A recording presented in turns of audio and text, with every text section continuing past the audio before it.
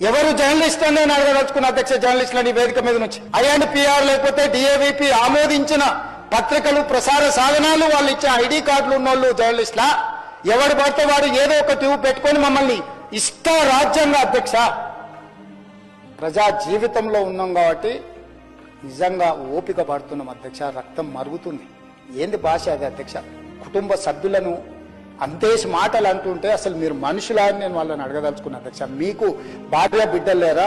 తల్లిదండ్రులు లేరా?